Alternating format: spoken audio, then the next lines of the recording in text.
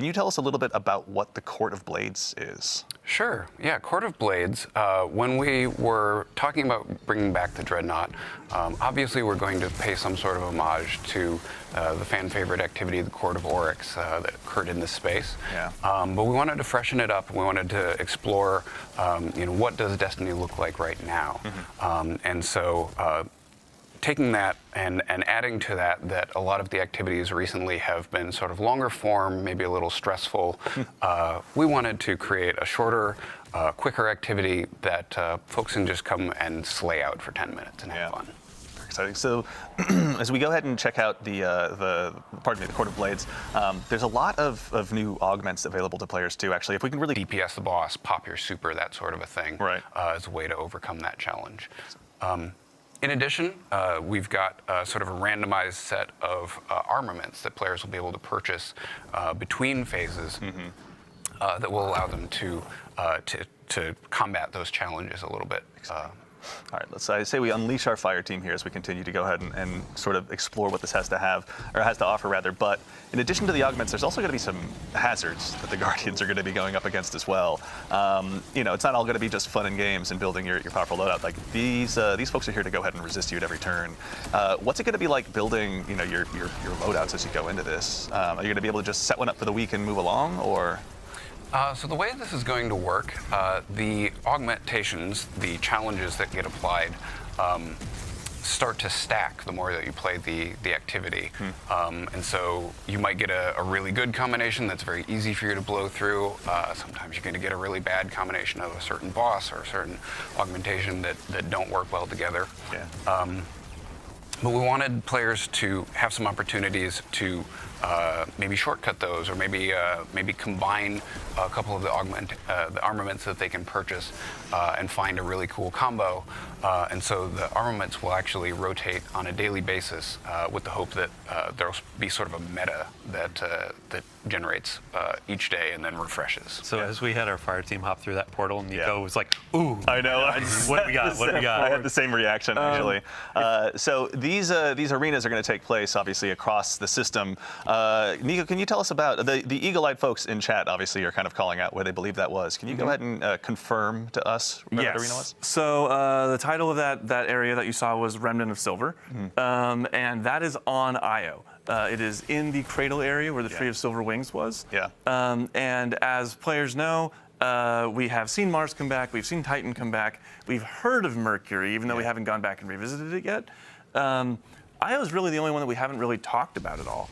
And that's because Io is still trapped between worlds, and right now it is in the Ascendant Plane, fully enveloped by it. And Oryx, through the Echo of or as the Echo of Navigation, I should say, is kind of reaching out to these places of paracausal power, reaching out to Io for this place of darkness, Hive worship, as you see here. The Hive have like massive connections to the darkness, obviously. And then one of the arenas that you haven't seen yet is on Europa, which is the first place that we encountered stasis through Clarity Control, and it is a huge font of dark energy. Yeah, I can see why they would want to, why Oryx would connect with those places certainly, but no, it's really exciting to get to go back to Io. I think obviously Chad had the same reaction that I had when it was like, it showed on screen for the first time. I've been there. Yeah. What is that? It's been a while, hasn't it? Yeah. So when we're going through these arenas, like you were talking about the challenges and the difficulty, with the Court of Blades, are we going to see similar mechanics to Nether, like the health scaling or things like that, or how's it different? We will not be seeing the health scaling and health mechanics from the Nether, so that's a bit of a load off people's minds. This is intended to be a bit more of a less stressful, more fun activity, but the difficulty does escalate after every 2 challengers. And so what we want to do, we've created these sort of light mechanics. What you're not going to see is true raid level experience. This is not a replacement for Pantheon, that sort of a thing. We want it to be match made. We want it to be go in and have fun.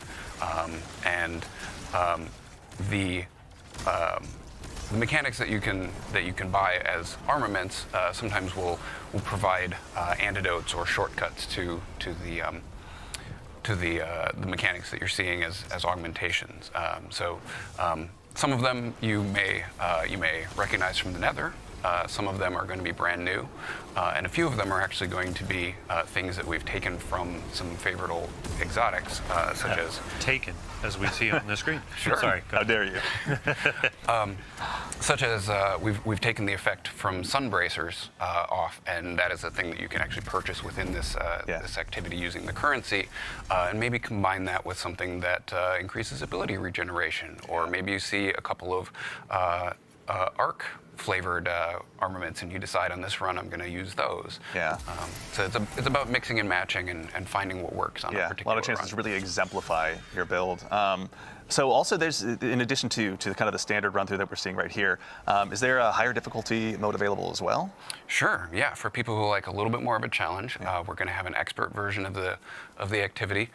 Both will actually be a really good place to find the Act 2 weapons that will drop more often in both versions of the activity, but the adept versions will only drop in the expert mode. Got it. Okay, so good reason to go ahead and make sure you got your build all tightened up. You're focusing on those augmentations and just,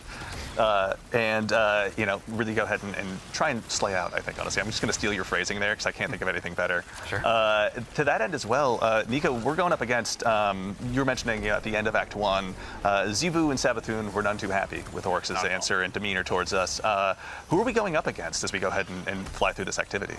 Yeah, so a little bit of a refresher. The finale, we walked in, we saw the Echo of Navigation, and this is where Oryx learns that we killed him in the Taken King. Yeah. And his response is, "You killed me? Very cool." Yeah. I'm super into that. How refreshing. I was like, whew, finally one less hive god to be mad at me, Yes, right? exactly. So what Oryx is kind of doing here is he wants you to be his guy. You know, he wants you to take up that mantle of Taken King, and he's testing you. This is him testing his knife, right? Making sure it's as sharp as it's supposed to be. And while he is doing that to prove that you are the Taken King, Zivu is here saying, no, I want my brother back. Yeah. Let me give you another champion. She's presenting her own hive champions, trying to say, let this be a vessel for you. Yeah. Much like we saw in Pit of Heresy, it's a similar idea to that. And then Savathun, on the other end of the spectrum there, is saying, this is stupid. We should all just move on from this chain to the sword logic that we have. Yeah. Stop being shackled to these old ideas. Yeah. We can all be free. That sounds kind of heretical. It does sound a little heretical, a little bit, yes. I mean, we have to give a shout out. So Oryx has been kind of whispering in my ear through Nether and through the activities of Act 1. I'm assuming we'll see more. Of course, we've hidden the VO, we've hidden the subtitles and stuff to avoid spoilers. But I wanted to give a shout out to the voice actor. The voice actor for Oryx is Joshua David King. They did a fantastic job every single time we were in the recording booth. All the narrative designers, our voice director, everybody was just losing their mind over the performance. It was fantastic. And you get to see it in the game. It's amazing. Yeah. It's always wonderful seeing like Morla coming in, bringing Eris to life, and then in this case, Oryx is alive. Yeah. And this is the first time that we're having kind of a relationship with the Taken King. Yeah, So, and it was a big deal for us because we wanted to make sure that we did that character justice, and they didn't really have Oryx as a character didn't really have a suite of voice acting before. So we wanted to make sure that it felt true to what Oryx was back in the Taken King, as well as now with the Echo of Navigation. evolving from just grunts of like, "Rah, Taken," Exactly. and now it's like, yo, sword logic, you killed me, you're cool. A lot more verbose now. Yeah. Oryx has been really reading the thesaurus recently and making sure that he's got his vocabulary all up to snuff. Actually, as well, really quickly, Quentin, I'd love to go ahead and check with you as well. There's new. I think we were talking about the shaping slab earlier as well before the show. What sort of additional enhancements are available there? Sure, yeah. As people will have seen in Act 1, there's a set of upgrades that they can purchase and slot in based on how far they have ranked the vendor that are specific to the Nether and the requirements of that, providing a free revive token, things like that. Court is going to get a whole new set specifically for it, as well as some permanent upgrades to help players deal with the heavy and increasing challenge as they get deeper and deeper and try and up that score of how many challengers they can take down in a single run. Chances for our creators to make some guys. Maybe Abontis can help us out this time around. We probably got something in store there. But we now actually would love to take a moment to introduce. Let's tell you about. Let's go ahead and start with what's here on screen. The glaive that we're looking at right now. We're going to have some new weapons joining, but can you tell us a little bit about the glaive we're looking at right now. Yeah, absolutely. So this glaive is Refusal of the Call. It is our second kinetic slot glaive that we have ever done, and our first strand glaive. Excited. So this one, as someone who's been humbled by glaives more often than I care to admit in the Crucible recently, what are some roles we should be looking forward to with this one? Yeah, so as displayed on screen, Sword Logic Discord is a very fun role with good ammo efficiency and really high damage potential. And if you're looking for a fun Crucible role, tilting at windmills and melee momentum is really fun. Okay, that's one I'm going to That's a good name for a perk. Tilting at windmills in Crucible. Yeah. Tilting your opponents. Why do you stare right at me when you say that? I don't know. But I do want to make another call out. So in Act 1, we were talking about, when you're going to the Dreadnought, it's peeling back, the skin is coming off. When we were just looking at this glaive, they all follow that same theme. So right now, you have a big sword on a big stick that's covered in teeth. Like, I cannot, this is my number one thing when Act 2 goes live to go and grind for. Yeah. So. Yeah. I'm looking forward to that. And I couldn't help but notice, obviously, there's a very, very scary looking new Void Bow as well that our Guardian here has been using. Can you tell us a little bit about this bad boy? Absolutely. So Anamnesis is a Void lightweight frame bow. This one's really cool because the origin trait grants charge speed. So dealing damage to enemies and getting final blows will slowly just lower that charge time. If you're a bow lover and you have always wanted to take something other than Archer's Tempo in the left column, now's your chance. Yeah, fair. I have my vault is littered with Archer's Tempo in that first column, so no, I'm really looking forward to that one. What are some roles? I think we've got some repulsor brace action going on, but what are some roles we can look forward to here? Yeah, you can pair repulsor brace with either destabilizing rounds or demoralize. And if you want to take advantage of that origin trait reducing charge time, you can throw a successful warm-up and impulse amplifier on it and have one of the fastest firing bows in the game. Yeah, honestly, even having just gotten that roll on Exalted Truth like the other weekend on Trials, like I cannot wait to go ahead and take it out for a spin with this bow. The timing is impeccable too. Like last week on I think Reddit, there was a post about legendary bows, I don't use them very often, etc. But folks were going into the Nightfall with Monarch. Monarch. And I'm like, here's a new Void Bow that goes with the artifact that has all these cool perks. Maybe you'll have a new thing to use in Nightfalls when the sidearm comes around next week. Chat, yes, the sidearm is next week. Don't worry. But yeah. It's awesome. And so in addition to those, so obviously Dylan mentioned there's a sidearm. What is the other? I think there's two more that we haven't covered yet. Yeah, so there's a sidearm, a submachine gun, and a fusion rifle. Exciting. The sidearm is one of our first heavy burst sidearms in a bit, and it's got bolt shot on it, which, given how quick sidearms reload, is pretty fun. Yeah. And you can also get sword logic on it as well. Yeah. It's always a fun option. Yeah, seriously, I When can't you wait. say heavy burst sidearm, is that a 2-shot? 2-shot. Got it. Yeah, it's going to be powerful. Again, I can already hear it ringing out, I'm sure, in my Trials matches. But we also have, there's a new fusion rifle. Oh, here, actually, we got the sidearm up on screen. Let's hang out here for a second and just take a look. That art style is just so good. I can't get over it. Yeah, the design is really cool, and the glow actually gets a little bit brighter as you stack up the origin trait, which is fun. Oh, that's cool. Super cool, actually. In addition to that, I know we were talking a little bit before the show as well. There's a new fusion rifle in store that sounds pretty terrifying if you're going up against us. Can you tell us a little bit about what's in front of us right now? Yeah, so Afterlight is another weapon that really benefits from that charge rate boost. And it's got a couple of fun options for DPS with that. If you're willing to put in a lot of work, Ambitious Assassin Reservoir Burst with that origin trait will stack up in a couple shots and will do really, really high DPS until you lose Reservoir Burst. Of course, yeah. And if you're looking for something simpler, you can always do Lead from Gold and Vorpal Weapon. True. Yeah. This version of the weapon is one of the heretical arsenal versions too. So if you're going into the expert difficulty of Court, you can get some of these to drop as you're playing with your friends. It has the 2 perks in each column, and then it has the extra origin trait from King's Fall, narratively tied in. Pretty good. Yeah. Thank you, Sandbox team, for the cool stuff. As Thank always. you, Sandbox team, for the cool stuff. Yeah. But then also on top of that, you have your Tome of Want. So if you're just looking for rolls, trying to get more of the sidearm, the fusion, etc., these will be additions. You go and you get your slabs from the chests or doing the activity, and then you can use it in the court to get more drops, or you can actually go into Nether or go into Crucible or whatever and have a couple of those extra drops come in too.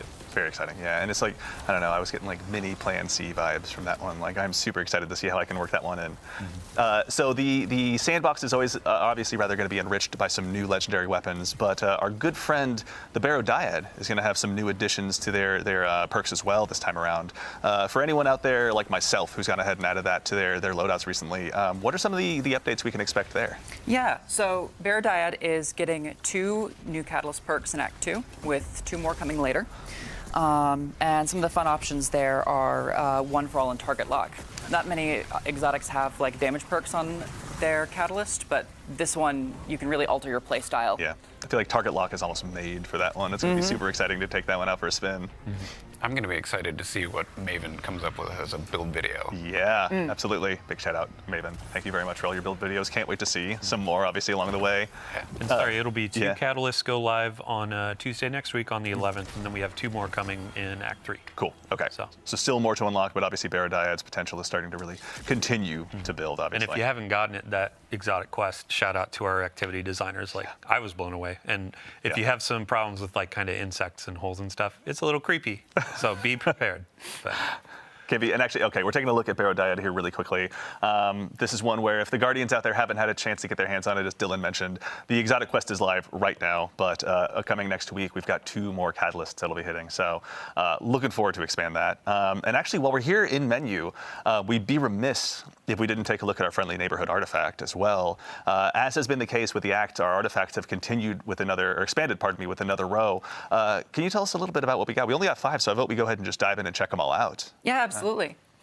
So the primary theme for this one is trace rifles with a secondary theme of like element matching. So in the left column, you have Overload trace rifles as a new anti-champ option. And then we have a new trace rifle perk, Beam Medic, where rapid trace rifle final blows heal both you and nearby allies. This is a fun thing to pair with the new detonator beam perk, which will help you get those multi-kills. Yeah. Yeah, very looking forward to it. I'm just I'm already imagining how I'm going to get Microcosm back into my loadout. Honestly, already, I cannot wait. Well, I have good news for you. Skipping ahead to the 4th column perk, Harsh Refraction. Trace rifles do more damage to targets with debuffs that match their element type. And this is always on for Microcosm. I was going to say, all right, so Kinetic is going to be a very happy camper in that case. Oh, I can't wait. Any others that we want to look at before we go along? I know we have a little bit of extra time here. Yeah, absolutely. Yeah. So for Microcosm, if you want to just really double down on that, Limit Break is the 5th column perk, and it will get you increased super damage when you are either critically wounded and you cast it, or when you have an elemental buff that matches your super type.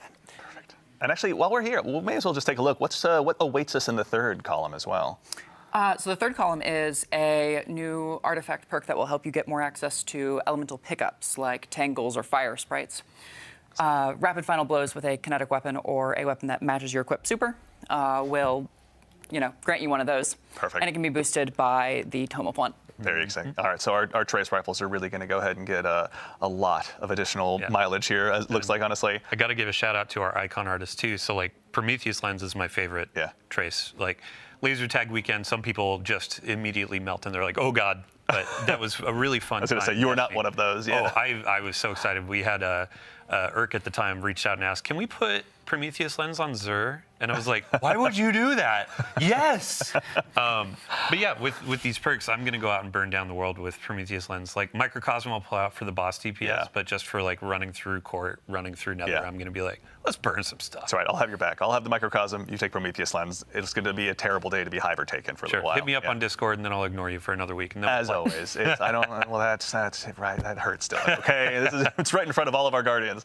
Okay, so while we're also checking out the artifact, we've got, we teased at the top of the show, we're going to do some Act 3 teases as well. Can you give us a tease or what the theme, rather, is of what that last row is going to be? Yeah. Alongside Act 2. For folks that don't know what Guardian Games is, we invite our Hunters, Titans, and Warlocks to come in, battle it out, and see title, and then you can earn this really sweet jersey. Yeah. So there are going to be a couple other things that you can go in and get as well, but this our new event that we've been working on. Really excited about this. It is a limited time event that features our dungeons. 3 of our dungeons. Sure. So this is the social space for the event. Eagle-eyed veterans might notice that this is the third Spire social space. It was originally used for the Trials of the Nine PvP event. Yeah. But it's been a while. It's been since year one since you could go to this space. Yeah. So we're bringing it back for the Rite of the Nine event. You can see off in the distance there as our brave/reckless guardian runs off into the horizon. You can see, there we go. It's a death button intrepid one at that. So You can see the Spire of the Watcher tower off in the distance. Yeah. That's indicating that during the week that we have this set for, Spire is the featured dungeon. So there's going to be one of these 3 dungeons featured during each week of the event on a sort of rolling basis. okay, yeah.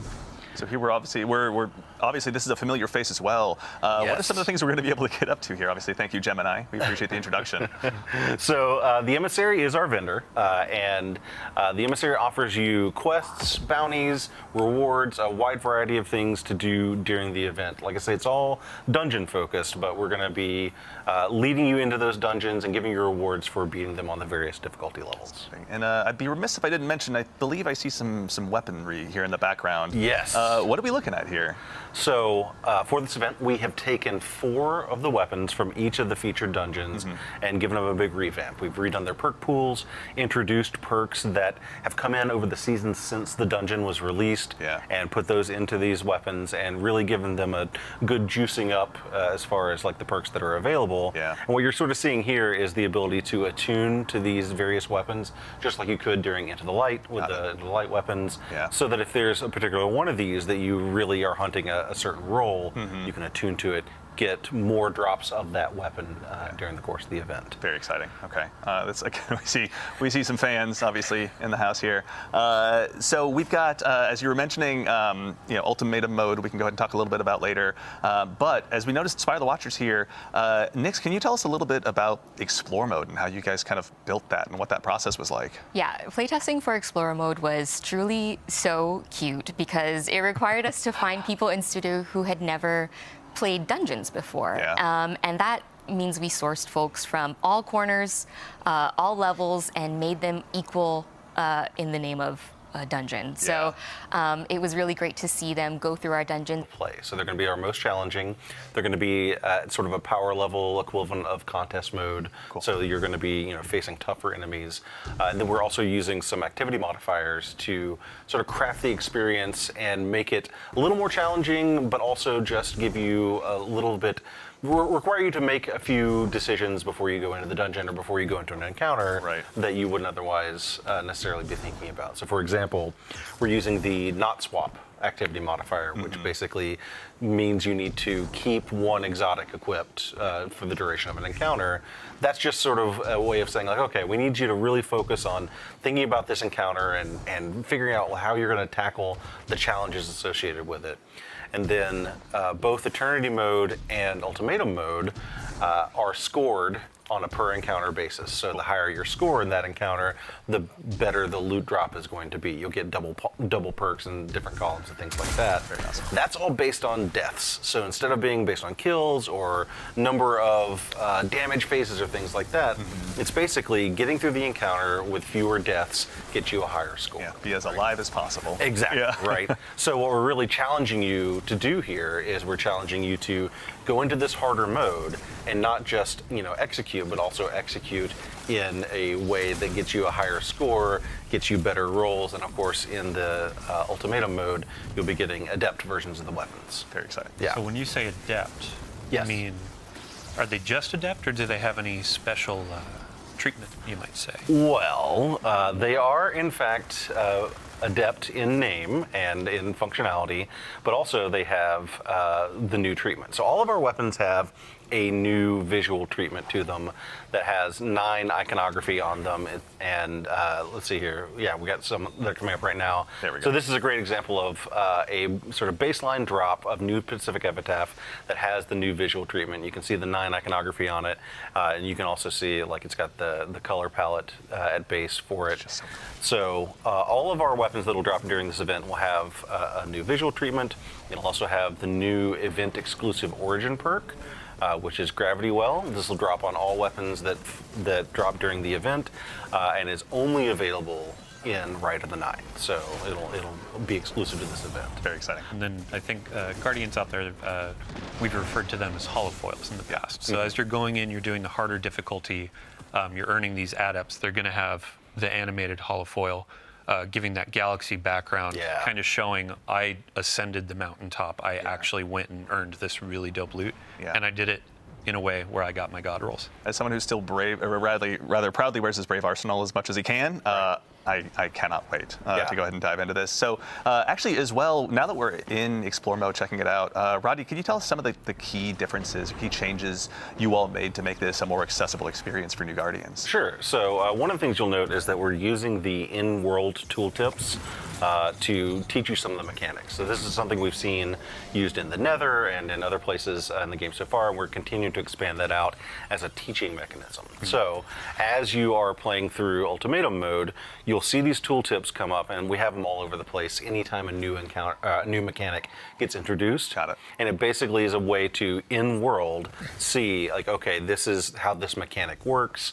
We're also using waypoints. Here's a great example of one of our teaching waypoints that sort of shows you, hey, here's where the path is supposed to go, and kind of direct you in a lot of the places where there are, not as obvious paths through the dungeon, right? Yeah.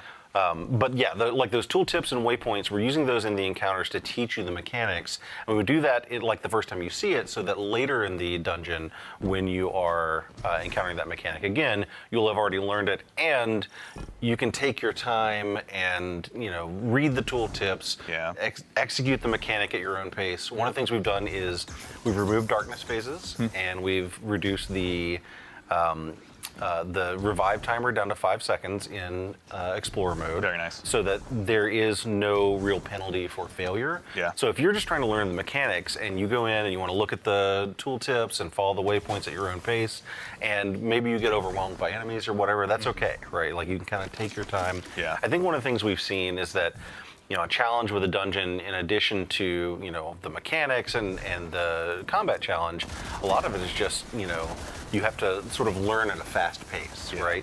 And so what we're trying to do here is make it so you can kind of learn at your own pace, so that once you're comfortable with these mechanics, then you can jump into either Eternity mode or whatever with other players and know the mechanics because you've not been sort of pressured to execute perfectly the very first time. Yeah. In that first encounter, so you're connecting nodes in a circuit breaker to open the door. Yeah. And the waypoints are breadcrumbs, so it's like hit the first circuit and then you see a waypoint for the next in Explore mode. So your ad clear aficionados, they are now learning or being given the opportunity to learn, oh, this is actually how this pathing works. This is how this mechanic works.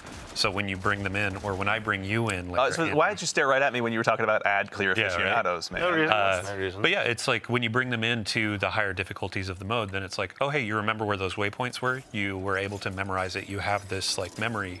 Now you can come in and execute at a higher level. It's aspirational content. Yeah. So. Here's actually a good example of one of our shepherding mechanics that we've introduced. So basically, we hear a lot of people say like, oh, I want to take my friends through the dungeon that have never been before. A lot of these traversal sections can be really challenging. So in this section of Spire of the Watcher, for example, once one player gets to sort of the midpoint of this traversal section, we have these helper platforms that rise up from below, so that a player who's maybe struggling a little bit with that section can follow along and continue to make progress forward, even though they may not have been able to execute the jumping part. Yeah, even a warlock can make it through. Even. I'm throwing shade. Guardian Games is coming up. I gotta go ahead and get my jabs where I can. So I think I want to put Nix on the spot. Yeah. As players are going through this, like we have a bunch of rewards, not just for Explore mode where you're getting the normal drops and all that, but overall through this event. So. Oh, yeah. Well, you get 5 new emblems. Emblem for you. There it is. Yeah, collectors, get ready.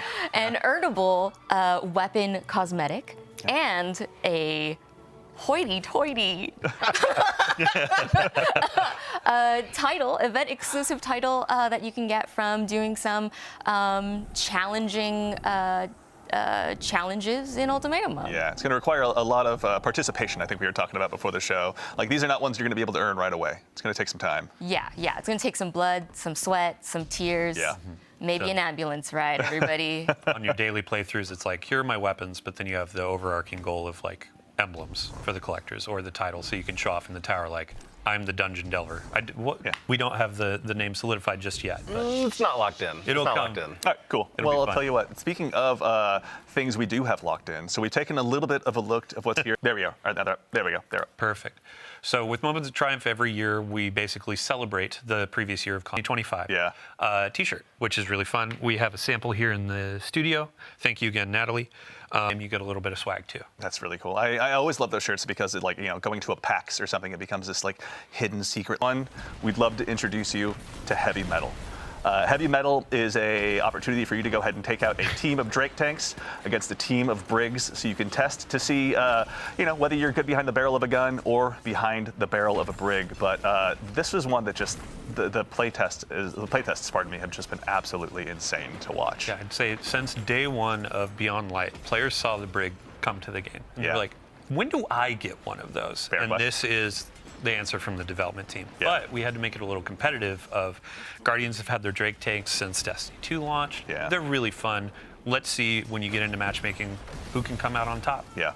Yeah, this is one that we're very much looking forward to unleashing upon the community, but as you can tell, the Drake tanks and Briggs alike provide some pretty unique tactical opportunities that we're looking forward to seeing getting into the Guardians' hands. But yeah, this one has just been an absolute hoot to see in development, honestly. Yeah, and when it comes to like, this is a PvP thing, we say competitive, but this is a goofy, like, this is fun. You're sitting down on a Saturday night, you're chilling with your buds, and it's like, let's hop in a tank and try to do some 360 no-scopes while we, like, boost off of a ramp. Yeah, we just finished a raid. Let's have a palate cleanser here and just have a good time. I want to go for a movie of the week. Why don't I hop into Drake and try to get a triple kill? Like, Chance. Yeah. There weren't enough sick flips in that raid. So Yeah. I gotta get out there on my Drake tank. Just how many 360 no scopes can we get into this thing? We'll find out.